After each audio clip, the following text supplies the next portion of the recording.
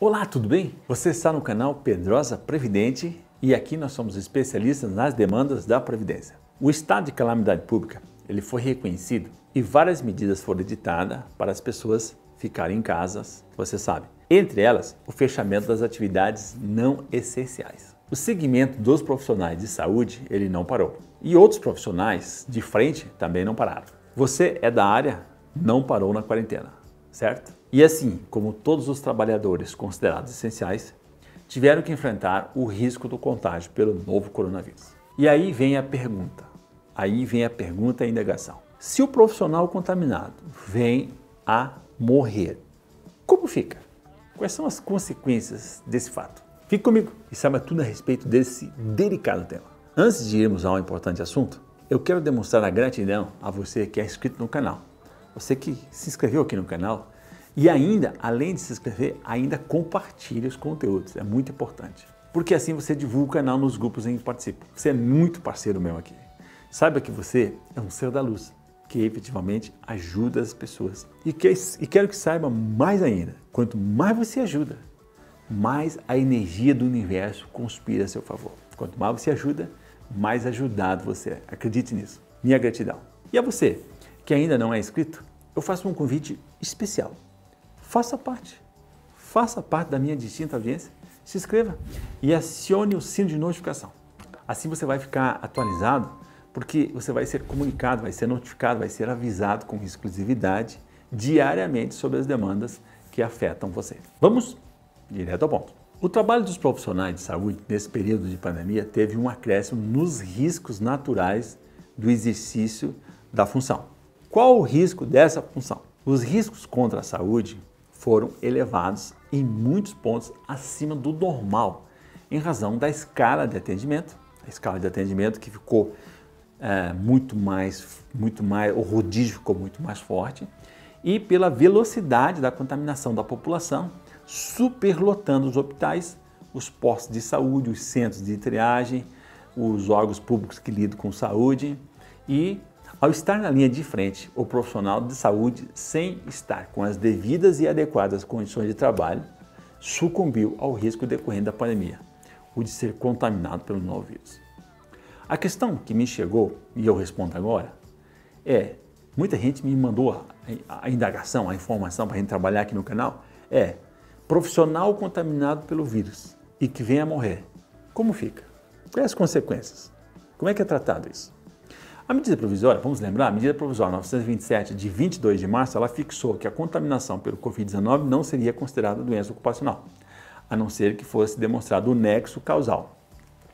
Mais tarde, o Supremo julgou esse artigo, se era o 32, se não me engano, ele retirou esse artigo porque era inconstitucional e abriu a possibilidade do trabalhador, do profissional infectado por Covid-19, alegar que foi uma doença adquirida ou desencadeada em função de condições especiais em que o trabalho foi realizado e com ele se relaciona diretamente ou indiretamente, ou seja, a contaminação se relaciona direto ou indiretamente com a questão do ambiente ou a forma com que o trabalho é realizado.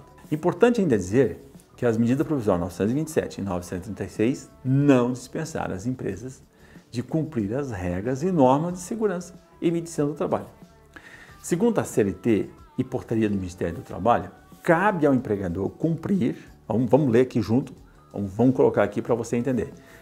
Cabe ao empregador cumprir e fazer cumprir as disposições legais e regulamentares sobre segurança e saúde no trabalho.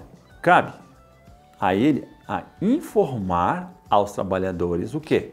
Os riscos ocupacionais existentes nos locais de trabalho e as medidas de controle adotadas pela empresa para reduzir ou eliminar os riscos. Está bastante claro, não é mesmo?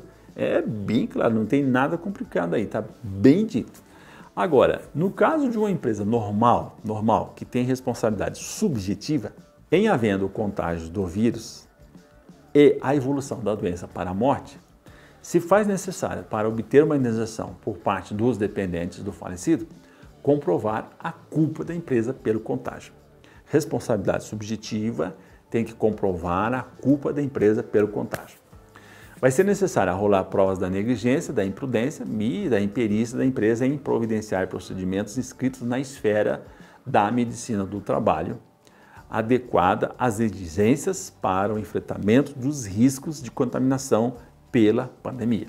Agora, no caso dos profissionais da saúde, é bem diferente. As empresas hospitalares e semelhantes, os órgãos públicos, né, por ser fornecedora de serviço em atividade de risco, a responsabilidade é objetiva. Objetiva no quê? Nos termos do artigo 14 do Código do Consumidor e pelo artigo 927, parágrafo único do Código Civil. E nesse aspecto, não se tem nenhuma dúvida. O Supremo Tribunal Federal ele já consolidou esse entendimento em julgamento com repercussão geral em 2019. Repercussão geral significa que dá o efeito para todas as realidades semelhantes, que é o quê? Que essas empresas elas têm responsabilidade objetiva. Quando trata do risco, elas têm responsabilidade objetiva. Então, é só o profissional ser contaminado para ter direito à indenização? Não. Para entender melhor, tanto na perspectiva da responsabilidade subjetiva quanto na objetiva, é necessário estar presente o ato ilícito.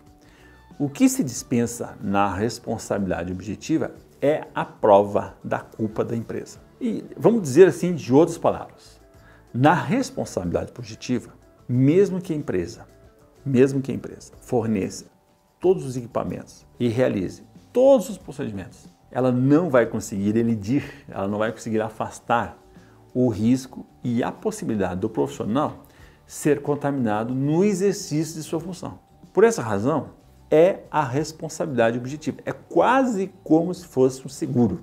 É sabido que a contaminação ela gera sequelas e da mesma maneira que se interpreta o risco da contaminação, o risco da contaminação que pode evoluir para a morte, da mesma maneira se interpreta as consequências graves para a saúde do profissional, mesmo não ocorrendo a morte. Ou seja, contaminação com sequelas gera indenização. Contaminação com a morte também gera indenização. Agora, é necessário lembrar que em vários estados os sindicatos tiveram que fazer processos coletivos para obrigar as empresas e os governos a fornecer os equipamentos, os órgãos públicos a fornecer equipamentos básicos como luvas, aventais, máscaras e álcool gel 70 e outras situações. O que demonstra que além do risco alto, além da responsabilidade objetiva, que o Estado também tem responsabilidade objetiva, muitas empresas e o poder público ainda são negligentes e imprudentes com os riscos de possíveis indenizações, agindo de forma ilícita. De forma ilícita, imprudente e totalmente irresponsável. Os riscos do negócio, os riscos da atividade, os riscos da prestação daquele serviço, elas não podem ser jogados para o profissional. Essa que é a ideia. A única defesa da empresa, a única defesa do órgão público é comprovar que o trabalhador, que o profissional, ele não cumpriu as disposições e os procedimentos entabulados pela empresa ou pelo órgão público, dando causa a ele a sua própria contaminação. É a única forma. O resto não precisa comprovar nada. É o exemplo do uso inadequado, por exemplo, da máscara ou da não higienização das mãos e outros cuidados fixados conforme as portarias, os procedimentos e as características de cada ambiente de trabalho.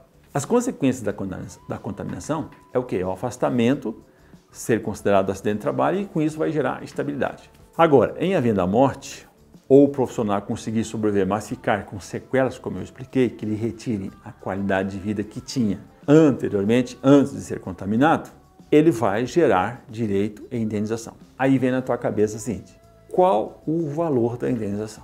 O valor mais objetivo, ele pode estar ou deveria estar na própria Convenção Coletiva de Trabalho. Tem algumas convenções coletivas de trabalho que já prevê isso. Mas a indenização maior, aquela que vai ser efetiva, ela vai depender de processo judicial, infelizmente, na Justiça do Trabalho. Esse é um processo na Justiça do Trabalho. E pode considerar danos materiais, lucros cessantes, danos morais. O valor da remuneração, a idade da vítima e o número de dependentes é o que o juiz vai relacionar para poder determinar esse valor. Achou útil essa informação? Então não fique com ela. Compartilhe nos grupos em que participa. Compartilhe com as pessoas que provavelmente, possivelmente, estejam nessa situação. Agora, deixe seu comentário a respeito e peça um like. Assim você aumenta a relevância do vídeo e ele chega em mais profissionais. Você tem alguma dúvida relacionada a esse tema ou a outro tema? Sem problema nenhum. Você usa o link abaixo aqui, preenche seus dados, me envia, que nós iremos te ajudar, nós iremos responder. Em tempos de pandemia, seja prudente como nunca E eu desejo saúde e prosperidade para você e sua família. E eu te encontro, te espero, obviamente, no próximo vídeo.